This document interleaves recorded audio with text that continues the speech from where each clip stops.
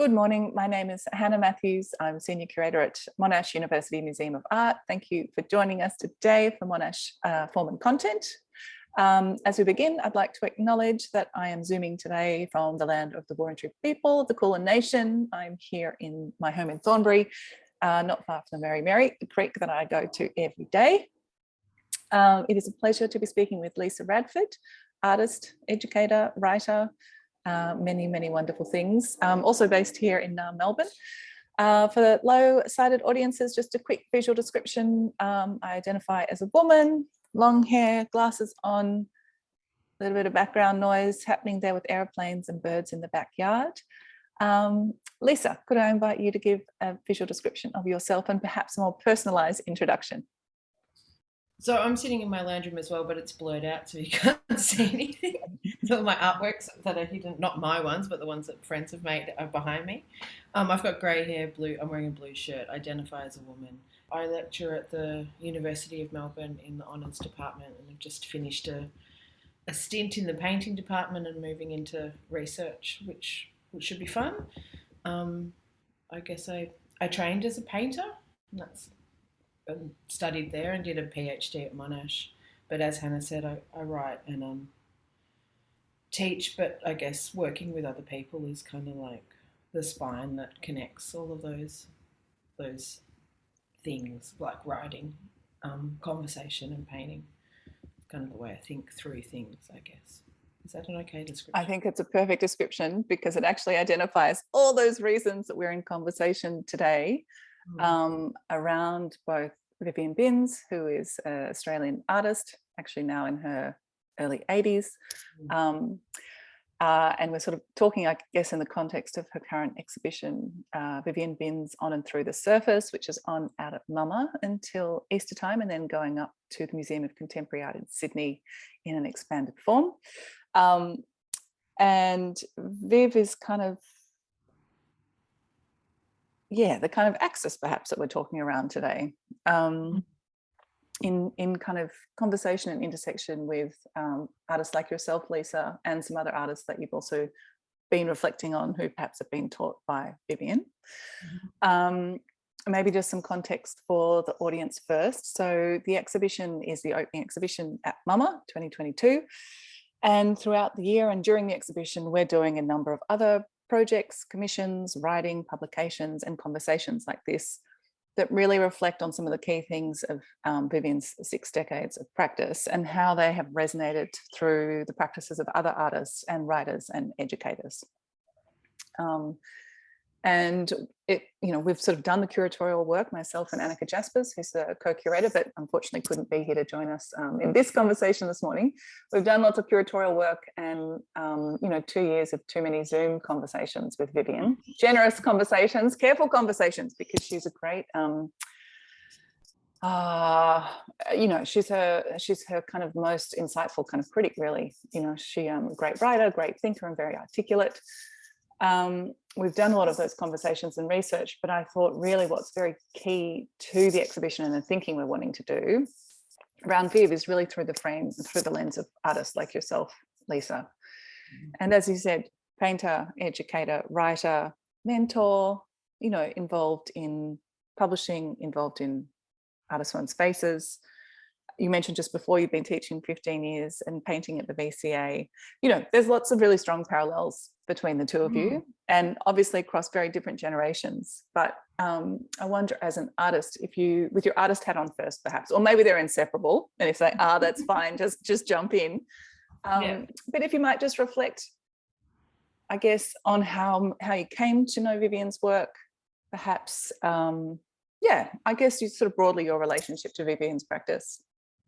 I guess I think I said it in email to you that I came across Vivienne's work after I had finished studying as an artist, I guess, like if you ever stop studying. And it came through my experience working with TCB, the Artist One Space, which is kind of a strange diversion. And we would get applications, which was always kind of a fun game, because we were a bunch of friends working together. It wasn't kind of about a hierarchy or a kind of professionalism. It was about an energy or something. And I remember getting applications from Stuart Bailey and Jeff Newton, and then those Madeline Kidd, Brian Spears, and they kind of all like swarmed Melbourne, I think, in the early 2000s as artists, and kind of we met them all. I was working with TCB, or we're in shared studios, and working with Damp. Jeff Newton joined Damp, kind of made himself very much known. Um, I mean, Jeff had an exhibition at TCB, which was these cassettes, like bootleg cassettes that he'd made, or recorded cassettes. The paintings of them sort of piled Painting. up. Yeah, paintings of them piled up, like stacked, or almost totemistic. Totemistic. Yeah, And yeah. like Madeline Kidd did a show of paintings of football players, and um, Brian, I think, was doing postgrad at VCA, a little quieter, and I didn't know him as much. But Jeff was very kind of like present, as we all know, and had a particular type of energy. And I think then the next generation of kids, I'm going to say kids, which I don't know if it's appropriate, but like Trevelyan Clay, Leon Luscombe, kind of came down. We saw their applications. You could see this kind of like energy in the work, but also like a kind of use of materiality and use of paint that seemed to have a common language, and didn't really know where it came from, just other than that they were in Canberra. Yeah. And I Yeah. didn't really know what that meant, because I'm a young artist at the time also. And then Viv Binns has an exhibition at Sutton, and you go to the opening and all of her ex-students are there, and you're kind of like, this is a conversation with like a matriarch or a woman that is so admired. Or um, even if she was critical, I guess there was a conversation there in the work, and it was really interesting learning about someone's work through the practice of her students, and then reflecting back on it, and then being able to see myself and my context in a different way, like Jeff Lowe being one of my lecturers, and thinking about his work with what's called community practice or collaboration, or working with different groups of people, that ongoing conversation with painting and what that means, writing, publishing, exhibiting and collaborating with students, working with what I sensed, maybe, and I've asked people since about, is like a deep sense of like Place. a question to place. Yeah. I think Where that's I'm really from. key. Yeah. Looking at the feet, looking at where you're standing and what you're doing, and then what's come before that, or what might come after it, and who's around you.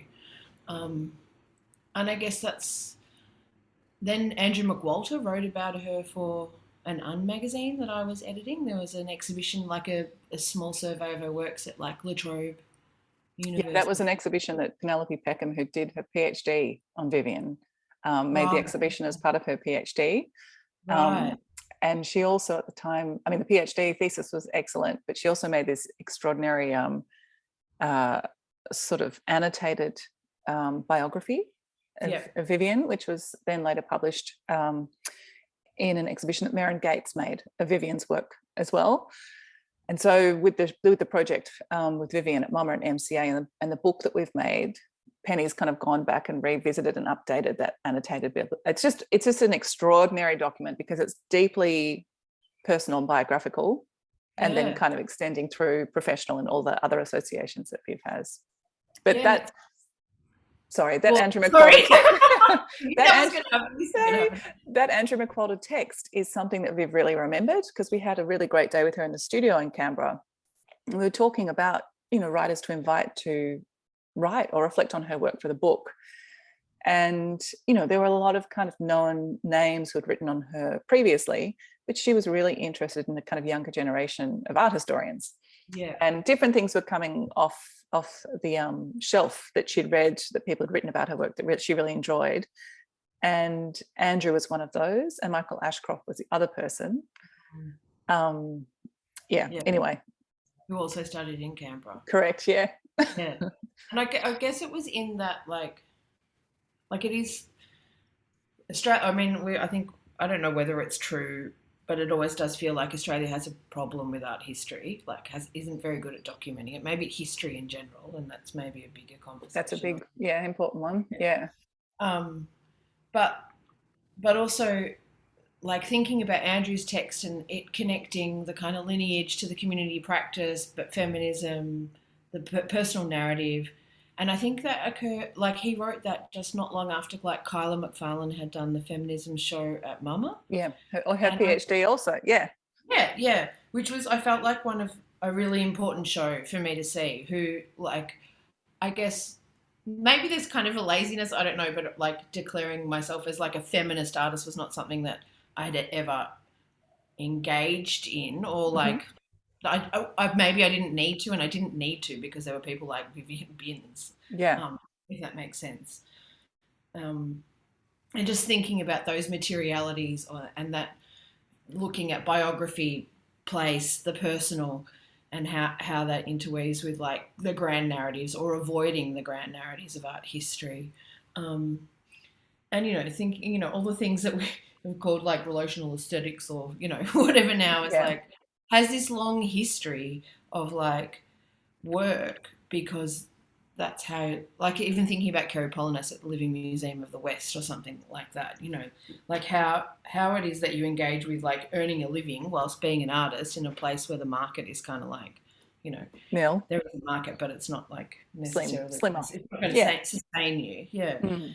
And then so how you involve yourselves in employment related fields, and then what that feeds your work or something, or how Yeah. that feeds your It's true. practice. When you step into that space, how do you sustain? How do you come up with the arrangement or the formula where that actually also sustains the practice and the Yeah, questions of the practice? yeah, And I think because education is well, you're a survivor. Education is a good space. yeah, I mean, I can imagine. I don't know because I've met Viv a couple of times. Like, I don't know how she ended up teaching at the university, or She was like what. invited down to do some sessional stuff for a while and then Yeah, actually ended up choosing to relocate there.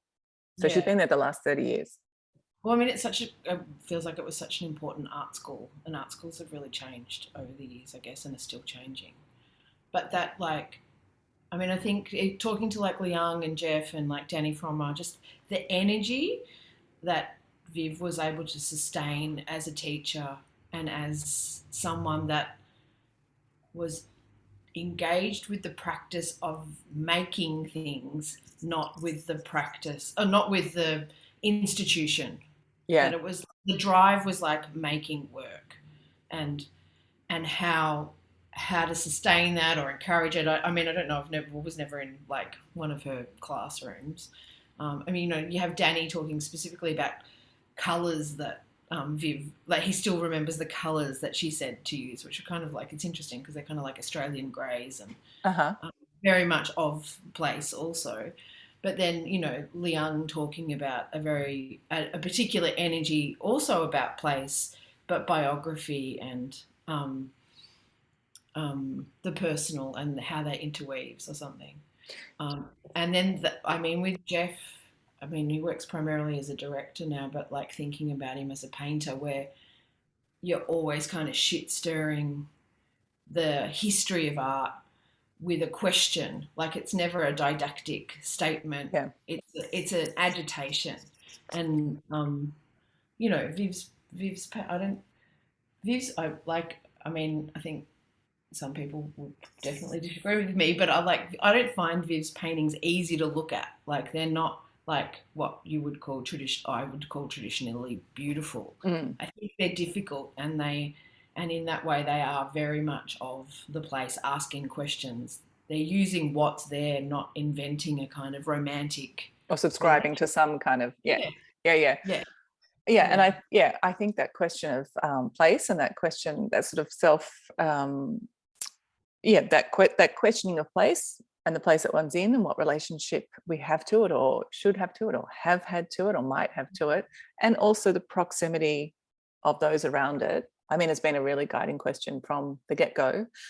She talks about questions of good and bad, right and wrong, these kind of quite sort of fundamental philosophical questions, actually, like from a really young age, and then being really confronted with those, leaving home, moving to Sydney, studying at National Art School, you know, choosing the painting studio out of all the things she probably really could have done, and then being taught bloody figuration, you know, and just knowing, like, come on, this is, you know, everywhere else in the world that you know, modernism, abstraction, and I think that was, I think all those things were kind of like a perfect kind of storm to really get her going, you know, that questioning, you know, because it was very obvious there was, you know, good reason to be questioning things.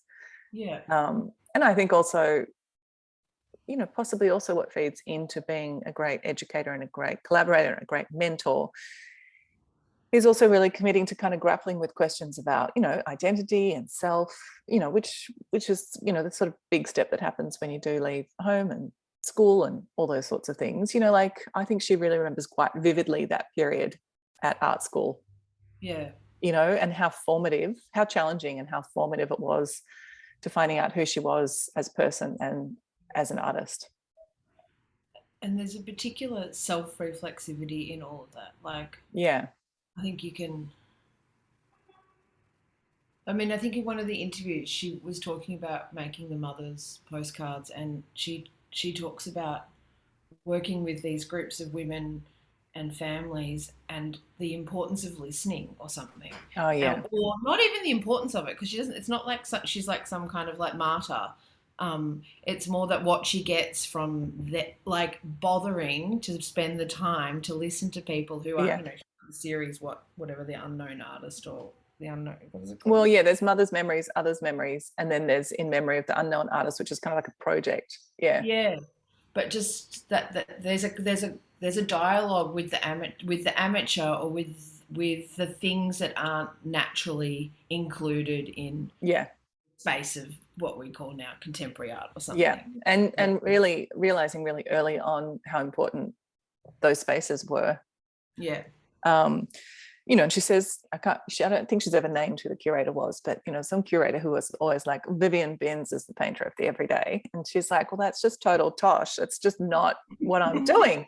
What I do believe in is that art is everywhere. As soon, I think there's a quote, like, as soon as humans start messing with materials, you know, there's art, whether it be tables, jumpers, tablecloths, you know, just all the things that we kind of choose to surround ourselves with, which are all authored by somebody, you know, whether they be design or the making, and just to sort of be conscious, I suppose, that is the reality, and, you know, sort of therefore more being respectful but also valuing art because it is in the world that we choose to live in as humans is really central. And In Memory of the Unknown Artist, that project, I mean, a word that Viv has used quite a bit is sort of sensing, you know, like kind of trying to find her way through looking, sort of trying to understand, comprehend, and then thinking about translating onto her own canvas, like the sensing of that maker. And I think that sensing, that sort of intuition, you know, I think she had an early interest in theosophy as well. Like, I think there's an element of her, we use energy, but like also maybe spirit, that sort of is in her practice and is in her as a person. What about your painting, Lisa? Because, well, I just, you know, like thinking again actually about that sort of Unknown Artist series, and there's one work in particular it's quite specific when I think of your painting and Vivienne's painting, and it's Parkinson and Lino. And so it's a stencil of a Parkinson, who was one of the artists who travelled with Cook on an early voyage. It's a stencil of a botanical drawing that he made. And then across it, over it, around it, is a Vivienne painting a pattern, which was the upholstery that was appearing on London's, you know, underground metro trains at the time that she was visiting London for a residency or research. So she kind of brought these two, again, like quite vivid emblems, symbols, motif of place together in one painting. I think about that amazing series that you did of those smaller paintings of different upholstery. I love that. It's funny. Everywhere I go, if I'm on a V-Line train, I'm looking at what I'm sitting on, and I'm often taking a picture and sending it to you. Kind of like a disaster. That's Not a disaster. It just stays with you because like there's a vernacular. It's like drawing your attention. Yeah, I mean it's funny that I started painting those for a show that I did with Jeff Newton, so the connection's pretty, like it's pretty like Yeah. 2 degrees of separation or something that we showed it in Techno Park, which is a space run by Kim Donaldson for a few years out in Altona or Williamstown. But at the time I was teaching at TAFE, like I lived in the city and I taught out in Wanturna, and caught the train and a bus every day. Like it was pretty much a 3-hour round trip or 3.5-hour round trip. And so you were just basically looking at these fabrics all the time. The bus has changed more often than the train, obviously. And then went overseas with my partner at the time, Rye Haskins, and we travelled everywhere on train. And it was this conversation with like they look like paintings. They look like they riff off a history of abstraction, but they're the ones that we all sit on like we share our asses with or something, like Yeah. bottom liners or something. And then just, the more that you think about them, that they're kind of like, the bus, especially out in the burbs, can be a pretty interesting place of conflict, Yeah. Or not, like really banal. And then these fabrics were like designed to be anti-graffiti and to resist dirt. So to be against all the things that are that difficulty of being in that space or something. Yeah. And it was just a dumb question to myself, like, can you make something ugly beautiful? It was what happens if I paint these? What happens if I put them all together, even the ones that I don't like? Will someone else like those ones? And I guess it was, they were very meditative to paint. The process is really dumb. Like I like calling it dumb, like one stroke. Like the thing that you're looking at, I feel like often tells you how to work with it. And then it was like they spoke more than anything else had. So like they're not abstract, they're very figurative, really. Yeah. They're a total collapse of the two, aren't they? Or a combination of the two. Yeah. And I guess at that time I hadn't really thought about Viv's. Like I knew the work, but hadn't thought about those works. And then it's only again in like retrospect that you go, oh, what about that? And, I've got a Jeff Newton painting that is a rip-off of a Viv Binns, you could see all the that it was in conversation with these things, and I kind of get that rejection of the everyday. Yeah, it's an annoying term. And it is. It's relevant because especially at art school, it's kind of like you're trying to figure out what it is you're allowed, what it is that you can speak, or what's permissible, what can you challenge, what's not permissible, like can you insert this kind of stuff in there? And most of us grew up in the suburbs, or not like it's not like that is our language or something. Well, I think it's sort of I guess coming back to place. I just think that's just a reoccurring place, and relationships seem to be a reoccurring concern. Well, Andrew says something I think interesting at the end of that review where he goes, the material act of painting is a means of achieving something like the examined life. Yeah, and it's pretty beautifully said. It's very succinct. It's like that process of engaging with something means you have to acknowledge all of that's around it or something. Yeah. All that, like you want to, and that you can see it in Viv's work. That's why the show is so exciting, is that there isn't, if you're going to do that, there isn't just one language. No, that's right. Just one way. Yeah. Well, no, and it shifts. It shifts in like the early, the show at Mama begins with, there's two figures. Yeah. And then they come back in like the post 2000s, right? Yeah. But there's two figures that quickly become kind of biopop expanded kind of gouache, kind of collage shapes, and then moving into other. But yeah, the install team was like, wow, we just really felt like we just installed a show of 7 different artists here. You know, because there is this curiosity that has compelled Vivienne from that time, even before art school, I would say, even at home with family, always making, all the way through. And, you know, it has found itself, I would say, in absolute space is also a virtuosity, you know, in terms of painting, you know, just skill and understanding of materials. But it is, that curiosity has not paused.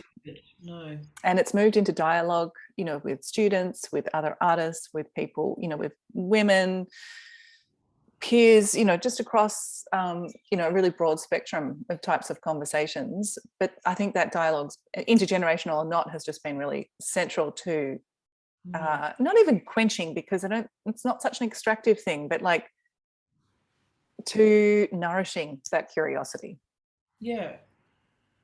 And it means that it's kind of like, I think I said before that I find the paintings like not pretty, like they're not traditionally beautiful, but they've also got they're like fresh is the only word that I like. It doesn't matter whether you're looking at one that was made like 5 years ago, 10 years ago, or 30 years ago. There's kind of a freshness to it, like that as a viewer or whatever I am looking at it, the person in the gallery. You can really kind of feel that. Well, you want to be in it. You want to go, what is this? What am I looking at? Like, how does this operate? How does it speak to that thing over there? Like, that, I mean, that's what's all very active, lively. So exciting about having a survey show for someone that's practiced for so long. Well, it was definitely a central question, because, you know, 2022 at Mama, we knew we wanted to do something a bit different with the program rather than just the 4 shows, boom, boom, boom, that we normally do. And I'd always thought, as a university art museum, you know, something we can do that's perhaps different to other institutions is like research, the scholarship, you know, something that's a little bit more discursive. You know, and wouldn't it be great to kind of focus this around a senior woman artist, like they do at Wattis, CCA Wattis, you know, at San Francisco. You know, I just love that model, and I thought it's something really specific that Mama can do. And in consultation with, you know, past directors of Mama, curators, friends, colleagues, you know, Viv just was the obvious choice. I mean, because of the fact that she was kind of there and doing it first in so many different fields, like, you know, with community, with collaboration, you know, like just deep into it very, very quickly. But also for that very reason that you've just described, that the painting practice, even, you know, and the community and collaboration practice is just so alive and abundant. You know, like it feels contemporary. It is contemporary. And so the concerns and the questions that she is engaging with, you know, give just as much now as they did then. So it had, you know, it had to be someone, it had to be a figure whose practice and whose biography also really resonated with, you know, younger generation of artists who are working now.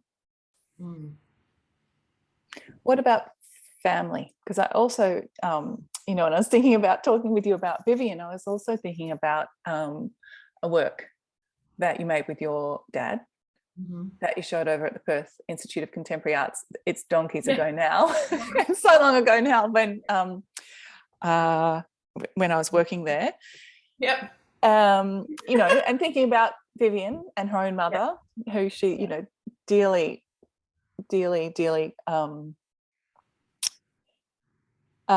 connected to, and who is sort of the catalyst for a number of her projects. So I wondered if you might be happy to reflect on family within practice. I guess that's kind of funny. I mean, it's not funny, because I thought about it a lot, but I wondered how it was going to work in, because I did work with my dad, not my mum, right? But I guess literally the elephant or the ghost in the room is that is because I started working with dad because my mum died the year after I finished art school. And then I ran away and lived in Japan. And I came back and I got a studio at Clubs, which was above the Builders and that's when you started a conversation with me, I think. and Robert Cook about Yeah. making Old something to school. That's right. Old yeah, school. Never lose that feeling. Yep. yeah, old school. And Matt Hinckley was in the show, and I remember talking to Robert Cook on the phone, and I had an idea, but I like when you're a young artist and you. I was going to swear. I've been very good in not swearing, but anyway. And you're working like usually like 3 or 4 jobs, probably one in like a really crap hospitality job. I was working as a research assistant. I was working at like a bar, Hells, um, and then trying to figure out how you weave put your life back in along with the studio. Um, and I guess I'd come back from having that time away. Dad had got remarried.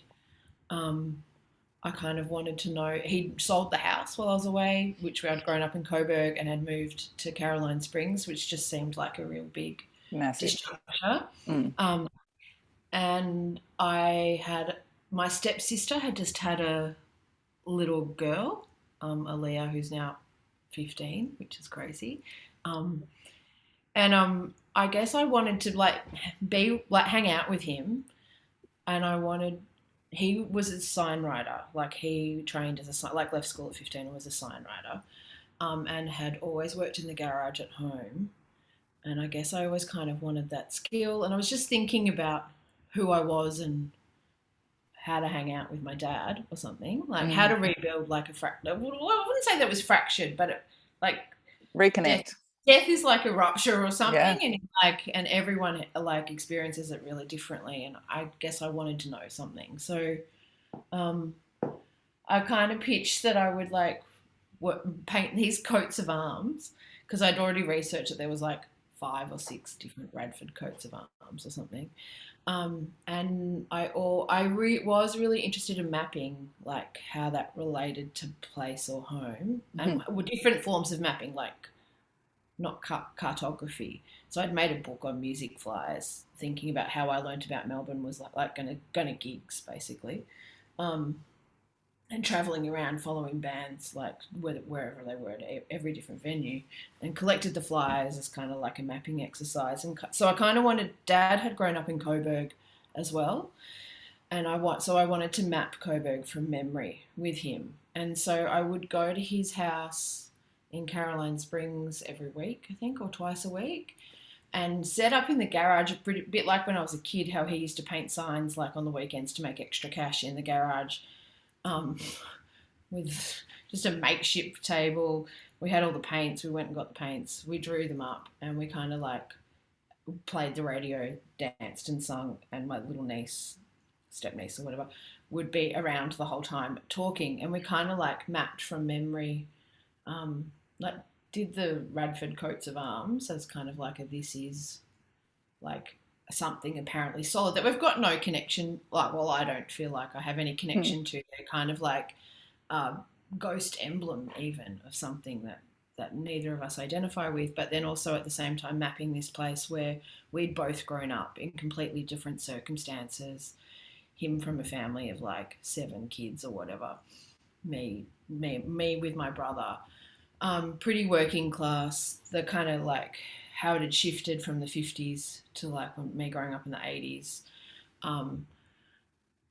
What kind of like friends, what had happened to friends, or what kind of violent things had happened. Like Coburg's a pretty interesting place anyway, which I hadn't thought about ever being anything other than a home until you leave, or like you go to uni. Oh, wasn't it scary growing up there? And you're like, what? Like, why? And it's only, oh, there's a prison there. You kind of think about all these things in a really different way. And it was just a way of, like, the painting was the thing that connected us, and we could talk about process. Like, it becomes a mediator. Like, it's a medium, but it was a mediator for him and I. Not that there was any, like, conflict. It was just a way of, like, becoming... Makes it a bit more gentle. Does it make it a bit more gentle, like something to kind of connect, through. Yeah. It's, sometimes it's easier to talk around something than directly. Oh, yeah, especially with parents. Yeah. And I wanted to, I guess I wanted to have a relationship with my family. It wasn't you know, it's kind. I guess you think about through history, and it's like there's supposed to be like this rejection or like abandonment, or you Mm. resist it or something. Um, but I Sometimes you guess, just want to come back to it. well, yeah, and it wasn't about going back to it. It was about wanting to know what it could be. Like, Mm. where was it going to go, and how was it going to sit with the rest of my life, or how Hmm. I was going to do things. Um, and it I mean, John Campbell was also another one of my lecturers at school, and I guess, you know, and I'm studying with like Lane Cormick, Colleen Ahern, Amanda Marburg at TAFE and then at uni, and I think we were all pretty, you know, we were working class kids from the north and western suburbs. Or Colleen grew up in like Leeton, and we came from the outside of art in, and John Hmm. Campbell was this way of going, you make work about your life, like whatever that is, like that it's okay to speak that language, you know. um and it's kind of I guess it's a trajectory of that, which kind of comes, you know, like you could historically associate it with like pop art or like all of this stuff, but real I do actually feel like there is another language. That's why that there is a that history thing of, and Viv wanting to work with like Michael Ascroft or Helen Hughes, or you know, it's like Yeah. locating that history very specifically here isn't something that we should be afraid of or something. It's kind of like something to work towards and not resolve, because resolution's kind of stupid. No, And then, but embrace, like yeah, embrace, being happy, being in conversation with. yeah, Yeah. yeah, Actually, um, I think John has a project coming up with Robert Cook at the Art Gallery of WA. yeah, yeah, yeah. So Robert on the weekend. Another little cycle. Yeah. Yeah, it's a nice loop, and that makes complete sense to me. Like, Yeah. that's perfect. That's a perfect arrangement. But Well, yeah, you know, when Viv um, started doing Mother's Memories, Others Memories, it was yeah, with a friend, and they both sort of swapped mums. So they spent the day with each other's mums, you know, looking through photo albums and having those conversations. Again, sometimes easier to talk around something or through someone else who's close with but not the someone else. same. You Yeah, know. yeah, yeah, yeah, yeah. Absolutely. I mean, it's kind of and it's interesting to. I mean, I mean, I don't want to like indulge in this too much, but like when my mum passed away, I think, and I made a show about that later at Austral Avenue too. I I vividly remember speaking about having five mums, like that I had my mum, but that there was also like Amanda's. I'd known Amanda since I was a four. Like her mum was another mum. Yeah. You know, Kathy Montesano is another mum. A lady across the road, Anna Morley, who was like a dress, you know, big Maltese lady, dressmaker, kind of taught me how to sew and maybe cook, and you know, was a place to go. Was another mum. Like there was like it wasn't, even though like it's you know, you think you're growing up in this normative like nuclear family, it actually, for whatever circumstances, kind of wasn't. There was all these Yeah. other women that were really important in my life, and I would say my brother's life or our lives, you know. Yeah. Yeah. Well, which And probably also brought great comfort to your mum, you know, like knowing that, yeah, you know, your children are going to have, you know, are surrounded by, well, she kind of built that, like yeah, for whatever reason. Like, I mean, she didn't go to university, like, you know, like for whatever reason, she built and embraced the place that she lived in. And sometimes, I mean, later on, I go to work, I go to Nauru to write for Nick Mangan, mm, and that's where my mum grew up. right. And even like thinking about Viv's relationship to Oh, the the Cook island, Islands. Yeah. yeah, Tonga. Yeah. and thinking about like her questions to that, because her father had been, Yeah. In New Guinea. and Yeah. New Guinea, yeah, thinking about those relationships and proximity to Australia, and how those things, like the where you grow up. So like for my mum, for example, she's growing up on a tiny island, like, and she has to commute on a ship to Yeah. Melbourne to go to school. Like you, that creates a really different kind of set of social parameters and thinking about what home is. And so I read like when is this annoying? Am I being annoying? No. You're Um, not being annoying. You're being really generous. when Mum died, you know you don't know where you stand anymore. Like I'm Mhm. like, where now I'm going to swear. It's like, where the fuck am I? Who am I? Like a barometer, even Yeah. if you like didn't get along, has gone. Like so, Yeah. part of your identity is like, who the fuck am I? And I read a book called At Home in the World by this anthropologist, Michael Jackson, which I still quote, still tell students to go Yeah. read. And he is a New Zealander, so it's the first time I learnt the word pakiha. Oh, yeah. And he lived with the Arrernte, and he writes this beautiful, like it's not an academic anthropological text. It's like a text that weaves like Borges with story, thinking about what place and home is. Mm-hmm. For a culture that's perceived as being nomadic or not, and then and I guess at the time we're talking about like the Tampa crisis happens, all of this, it's all kind of happening at the same time. I'm thinking about refugees, what's home, who says where the fuck home is, and how you make it, and I guess all those things like kind of lead to me going, yes, you've got to work with your family. Like that's what you need to know or something. Yeah. To be able to move forward or something, I guess. God, sorry. No, I mean, it's confronting stuff, isn't it? But it's kind of irrefutably part of who we are. Like, I don't know if you can get away from that stuff. You really do have to kind of grapple with it and find your own relationship and, like emotional, spiritual kind of place. Sometimes actual like physical place with it, Yeah. Well, I think artists look really closely at where they are. Yeah. Like, regardless of their practice, really. They're looking really closely at the artists that are around them and really closely at the community. Because, I mean, it's like there's not a big market here. It is kind of that sustains us. Like that's... Yeah, that's right. It's the kind of questions that have to compel that actually is a sustaining thing rather than kind of, income or what have you. Yeah. I did read it on International Women's Day last week. There was an article I read on Viv and it had a great quote, and it was something just like, not verbatim, something along the lines of, art is the thing that you can use to kind of process all these questions without destroying the world. Yeah.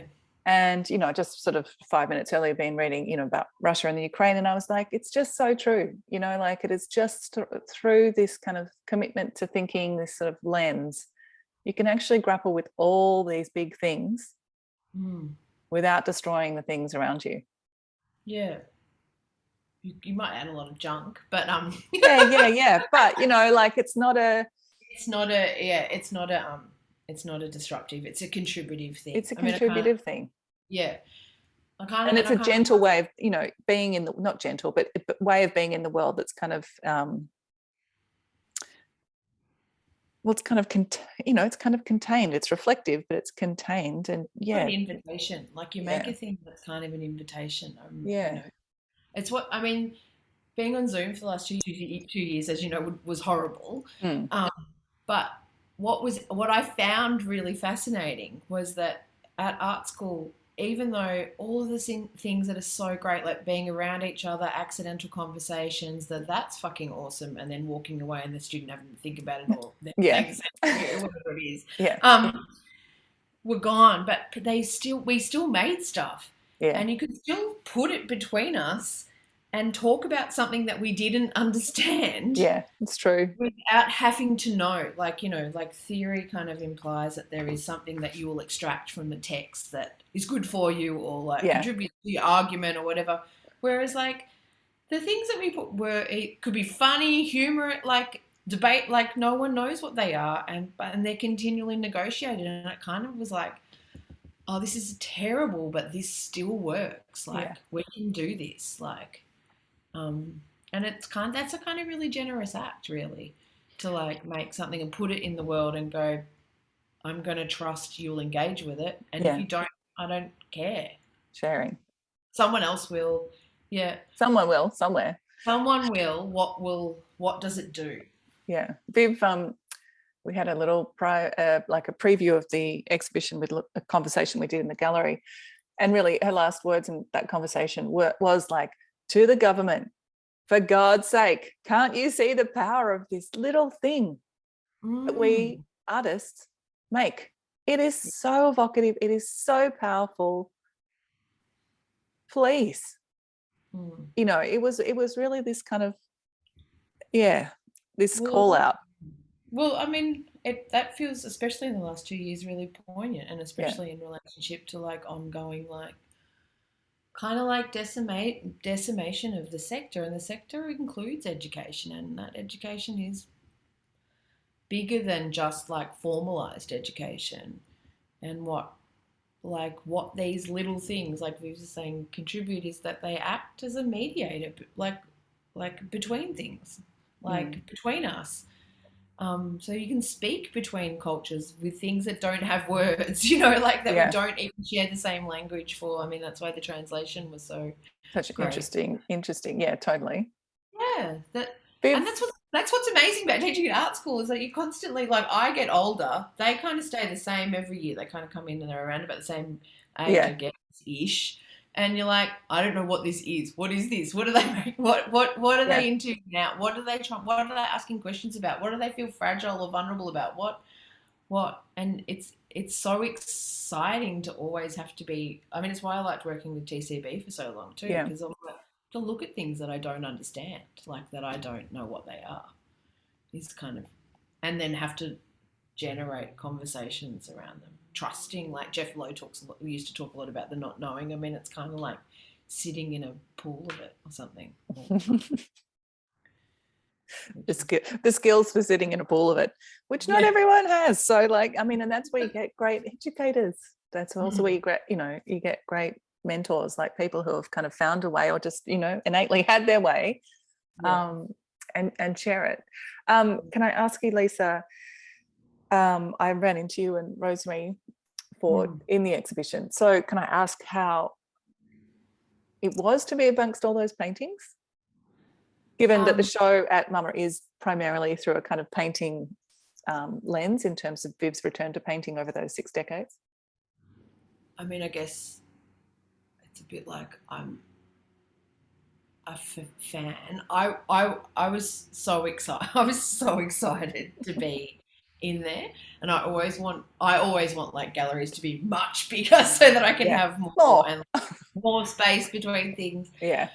But I guess what was really fun, like fun is such a funny word to use with regards to paintings, but it does actually feel like the right word because it's not reverie and it's not like austere in there. That energy that we talk about is actually in so much in the work that you kind of bounce around, like you bounce around the spaces, and especially when you get into the large galleries on the Oh yeah, and the North Gallery, kind of like the latter and early work. the direction. Yeah.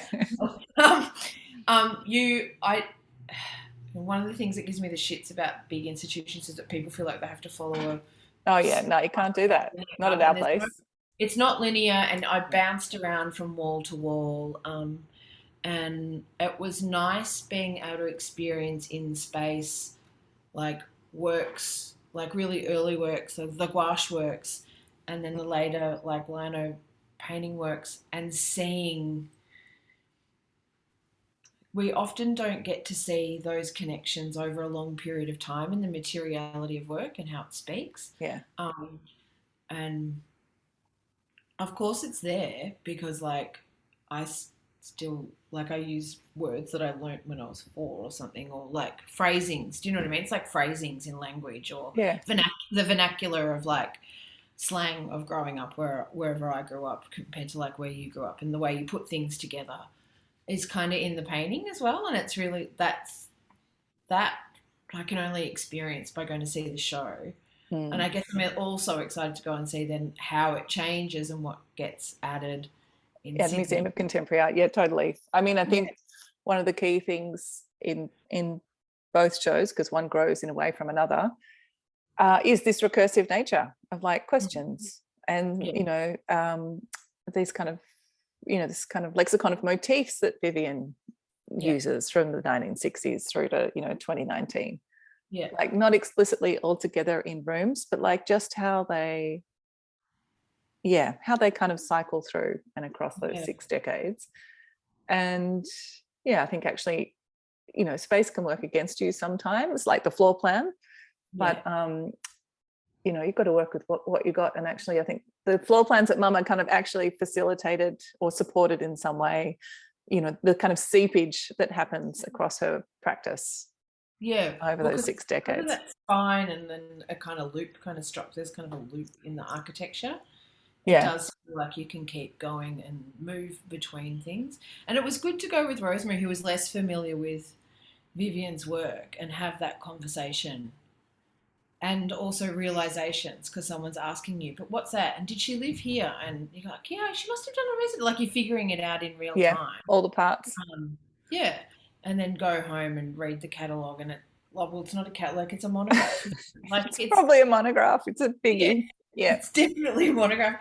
And it's so incredible. Like it's such an it's like it feels stupid. Like it feels like being proud or that you're seeing something recognized Mm. um, in and it like I mean identity and like in gender is not something that I've ever like as I said before, it's like being a feminist artist isn't like something that I put into my own lexicon.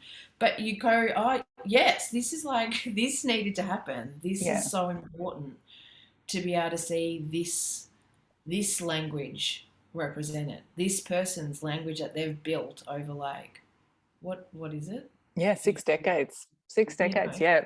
years. Yeah. She's the same age as my dad, which is also fun for me to think about. And they Yeah. met once when we were in the ACCA painting Oh, show. the painting show. Like Yeah. the Yeah. painting show. And it was such like, it was like, okay, there's two energetic people, and my dad's a little bit quieter.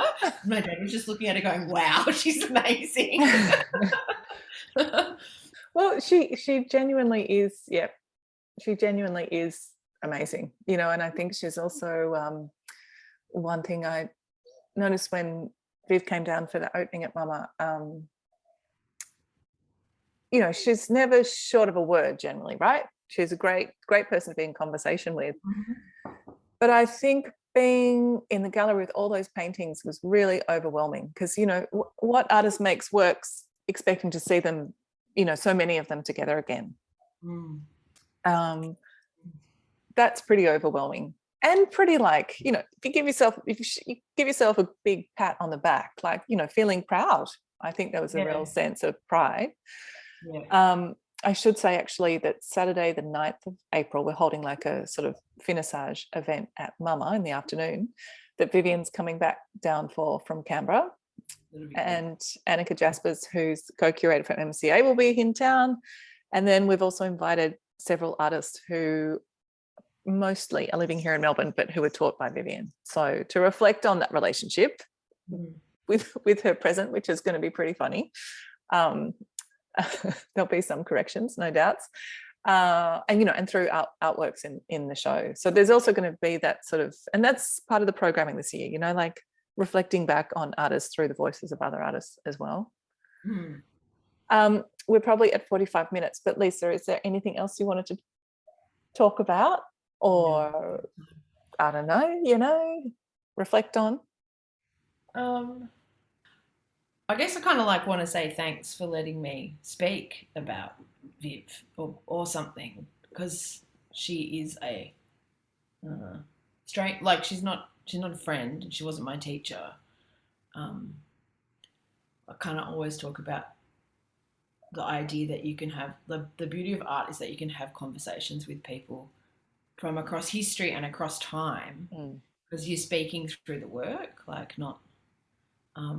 So it's kind of nice, I guess, to put something verbal out, make it material in a different way, and especially because she contributed so much to the Melbourne art scene, I guess. I know, without even being here.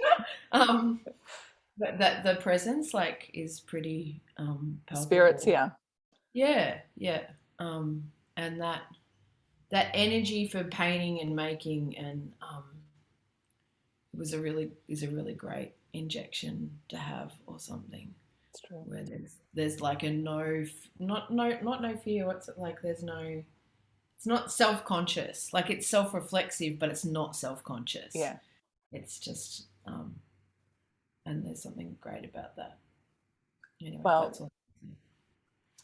I'm going to say thank you to you, because you've actually, it's been great to hear about you talk about Vivian, but also your own work through words and through artworks and through relationships and through the multiple hats of artist, writer, educator, collaborator that you are also. And as I said at the start, like you were just the top of the list. I couldn't have thought of a sort of more sort of perfect parallel match across, you know, different cities and generations. So thank you kindly. It's been really great to hear from you.